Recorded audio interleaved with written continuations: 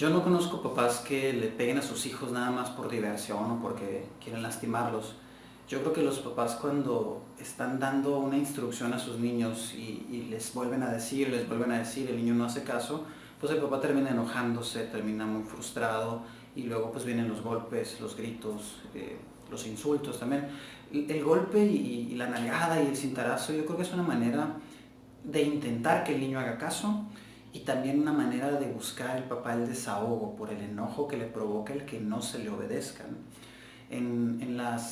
Por medio de Facebook, a través de las publicaciones que hacemos, muchas personas nos dicen cuando tratamos estos temas que con una nalgada y ya el niño se va a arreglar, ¿no? Muchos papás piden ayuda sobre esto y de pronto salen personas que dicen, dale sus nalgadas, dale sus cintarazos y ya con eso se resuelve, ¿no?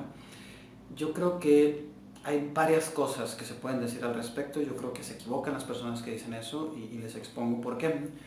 Primero, el problema no se resuelve. Esa es la parte principal, ¿no? Si tú le das unas nalgadas a un niño para quien no eres una autoridad, el problema de todas maneras no se va a resolver. A lo mejor el niño se va a calmar en ese ratito, pero más adelante va a volver a hacer lo mismo. Es decir, no hay una autoridad. Le va a tener miedo a la nalgada, que es diferente, pero la nalgada también no es un castigo lo suficientemente fuerte como para que el niño ya no se vuelva a portar mal, ¿no? O sea, es decir, si tú quieres reeducar a un niño, si tú quieres resolver el problema de conducta de un niño con golpes, tendrías que ponerle una golpiza bien fuerte al niño, ¿no? Entonces, pues no, para nada es recomendable que un niño sea golpeado, de ninguna manera. Entonces, primer punto, pues, no te resuelve el problema. Muchos papás a lo mejor les dan sus nalgadas a sus hijos, pero yo creo que además han conseguido ser una autoridad para ellos. Y la nalgada o el cintarazo, lo que sea que usen, es como un complemento de la autoridad que los papás representan. Yo de todas maneras les insisto siempre a los papás cuando trabajo con ellos que no les peguen a sus hijos, que no les griten, que no los insulten y pues mucho menos que les estén pegando, ¿no? Primero, insisto, porque es una manera de desahogarse, porque es una manera de resolver el problema, pero que no funciona. Segundo, porque no es necesario. Si tú golpeas a un niño, normalmente, insisto, no te va a resultar, pero además hay otra forma de resolverlo. La autoridad que una persona, como papá o como mamá, va a crear con sus hijos, no se crea en base a los golpes, se crea en base a los límites que se le establecen a la conducta de los niños. Es decir, no permitirles que hagan lo que quieran. A veces eso implica chamba. Yo sé que si me escuchas papá, mamá, dices, bueno, pero ¿cómo hago eso? ¿No? ¿Cómo hago que mi hijo no haga lo que se le dé la gana si estoy todo el tiempo batallando con él y no me hace caso? Pues ¿qué hago? Ni modo que lo amarre.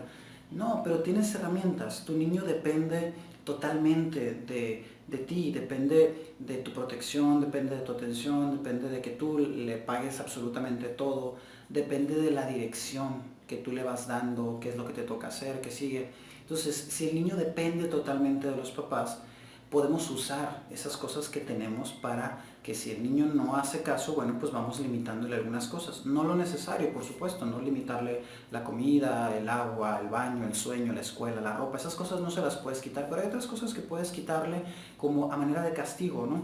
Entonces, construir la autoridad con los niños tiene que ver con decirle no a cosas que van a hacer y empezar a establecerte tú como autoridad. Entonces, uno de los problemas más grandes que cometen los papás, o de los errores, perdón, que cometen, es que le dicen las cosas y luego se las vuelven a repetir y luego se las vuelven a repetir. Y entonces el niño aprende que no tiene por qué hacer caso, pues. Cuando un papá hace esto, pues es cuando aparece la frustración y luego viene el golpe. Entonces, ¿se debe golpear a los niños? No, yo no lo recomiendo para nada, creo que no es necesario, creo que no resuelve el problema, pero además está otra pregunta, ¿se va a traumar el niño porque le des una nalgada? No, no se va a traumar, es muy difícil, mucho más difícil de lo que nos han contado que un niño se traume, tenga problemas por algo como eso, ¿no? En realidad, para que traumes a un niño tendrías que ponerle la golpiza de su vida, o golpearlo muy fuerte constantemente, o descuidarlo en sus necesidades básicas, que no tenga protección, que no tenga cariño, que no tenga atención, que no se le alimente. Es decir, descuidos mucho más fuertes, cosas mucho más fuertes, son las que podrían provocar realmente una afectación psicológica.